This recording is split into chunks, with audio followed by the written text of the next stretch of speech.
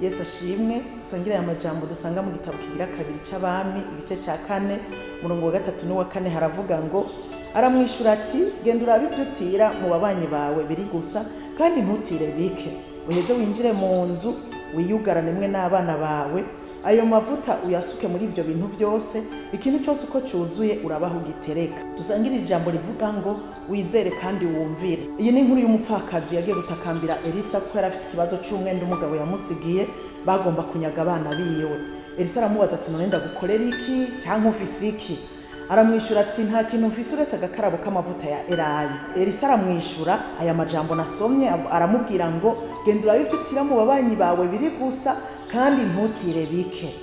Arongera aramubwira ngo uce ugenda wiyugarane mu nzu yawe n'abana bawe, utangure usuka ayo mavuta ufise uyasuke muri ibyo bintu watiye, uko ikintu cyose cyuzuye ugishire ku ruhande.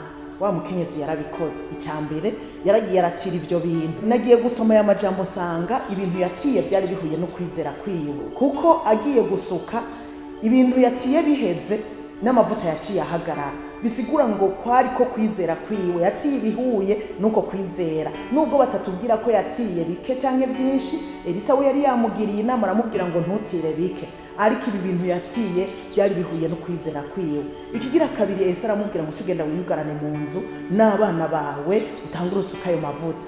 Mbega mwibaza yuko wari umuhamuro amubwiye? Haba namba kwari kugira Elisa arabe ko yumvira. Imana ishimwe uyu mukenyezi yarumviye araja mu cumba abikora nkuko Elisa yamubwiye. Hanyuma amaze kubikora arasuka ayo mavuta, hanyuma ibikoresho yatiye biheze ayo mavuta acarahagarara. Urumva kwizera yaguherekeresheje no kumvira. Iki nico kidukwiriye mu buzima bwacu bwa misi yose.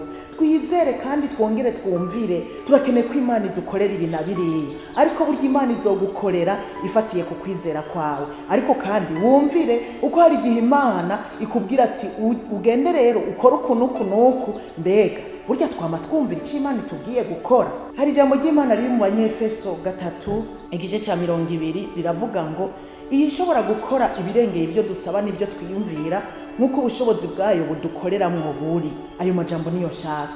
Imana bugira ashobora gukora ibirengeye ibyo dusaba n'ibyo twiyumvira, ariko akajambo gakurikira bavuga ngo nk'uko ubushobozi bwayo budukoreramwo buri. Ubwo bushobozi n'ubushobozi bwo kwizera. Mu yandi majambo ni nkaho yari kuvuga ngo nk'uko kwizera kuturimwo kuri. Imana irashobora gukora ibirengeye ibyo tuba dusaba, ibikomeye, ariko ifatira ku kwizera kwacu. Ukwizera kwawe sinzi uko kungana, ariko wari ukwiye kugira ukwizera kwinshi kugira Imana ishobore gukora byinshi bingana no kwizera kwawe. Ariko kandi ukwizera tuze turaguherekeresha kumvira. Imana ibahezagire.